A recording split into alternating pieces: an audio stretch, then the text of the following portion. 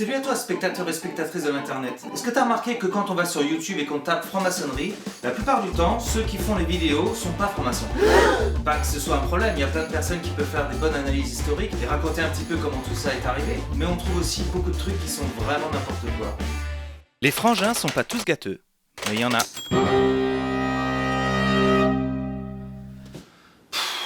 Regarde ça, moins 14 dehors, la piscine est gelée.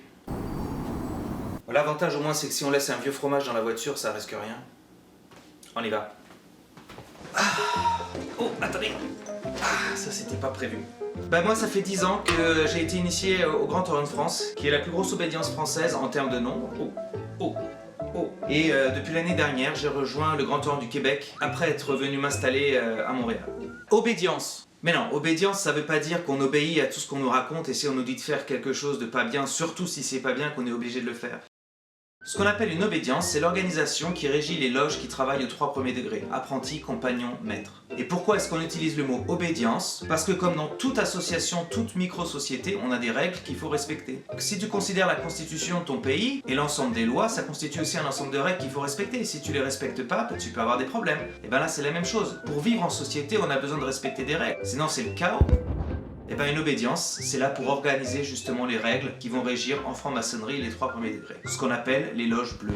Et c'est vrai, t'as raison, il faudrait qu'on passe un peu de temps à faire du vocabulaire. Regardons un petit peu les mots qu'on a utilisés jusqu'à présent, et on va en expliquer quelques-uns. La parole circule. C'est l'expression qu'utilise le vénérable maître. Vénérable. C'est vrai que c'est un mot qui fait très pompeux, vénérable. Ça l'est d'ailleurs, c'est un peu ridicule. La première fois qu'on entend vénérable, ça nous fait sourire.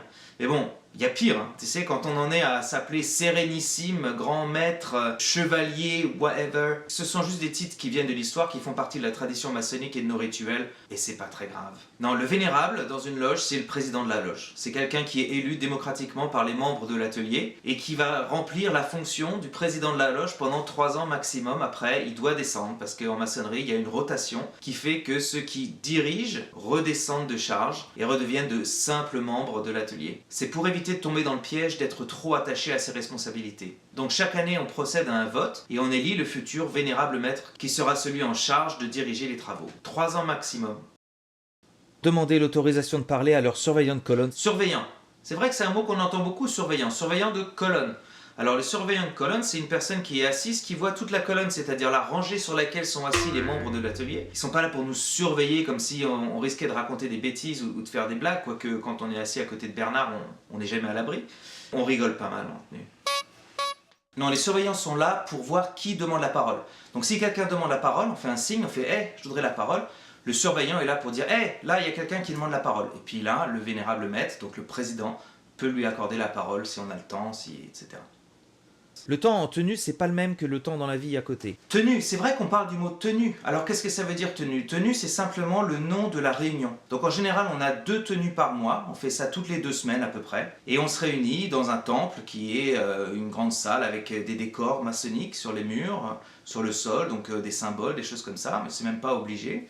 Tenue, ça dure en général 2 heures, 2h30. Ce qu'on fait pendant la tenue peut varier un petit peu, il y a toujours une partie un petit peu administrative. Puis après, soit on fait des cérémonies, si on a besoin de faire des initiations, des passages de grade, mais le plus souvent, on fait ce qu'on appelle des planches, c'est-à-dire qu'il y a quelqu'un qui présente un travail, et puis après, il y a d'autres qui prennent la parole, comme on l'a vu dans les autres vidéos, et puis qui viennent rajouter des choses au sujet qui vient d'être traité, et puis comme ça, on traite 2 sujets par soir en moyenne, et puis ensuite, on ferme les travaux, et puis on va dans la salle d'à côté, on ouvre quelques bouteilles et puis on mange quelques chips.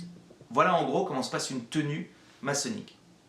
Et les discussions qu'on a en loge, on les coupe volontairement du présent. Alors ce qu'on appelle la loge, c'est juste finalement le nom de notre association, de notre atelier à nous. La loge, ça vient du fait qu'avant, quand on était au temps des bâtisseurs, on se réunissait à la fin de la journée sous une grande tente qu'on appelait une loge. Donc là c'est pareil, symboliquement la loge c'est le groupe de personnes qui va travailler ensemble. Alors une loge ça compte en moyenne 20-30 personnes, quelque chose comme ça. Quand on est trop nombreux dans une loge, qu'on commence à passer trop de temps quand on fait les prises de parole, on fait ce qu'on appelle un essaimage. On va couper la loge en 2 et on va en ouvrir une nouvelle. Comme ça on va rester dans un nombre de membres qui reste propice aux bons échanges et à la bonne organisation des travaux.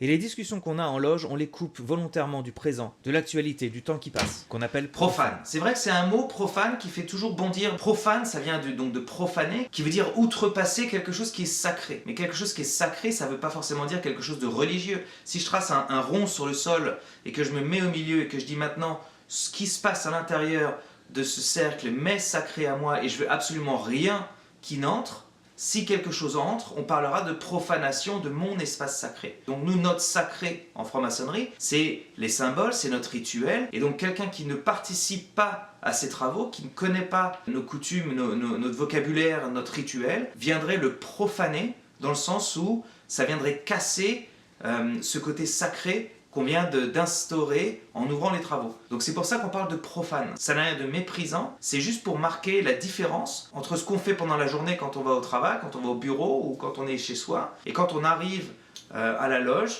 pour ouvrir les travaux et travailler lors d'une tenue. En tout cas, je voulais vraiment vous remercier pour votre activité sur la chaîne YouTube. Là, ça fait juste quelques vidéos que je poste et il y a déjà eu beaucoup de commentaires, beaucoup de personnes qui sont inscrites. S'il vous plaît, continuez.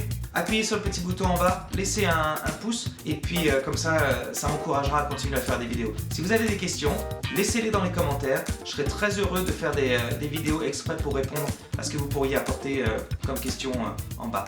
Allez, bye bye!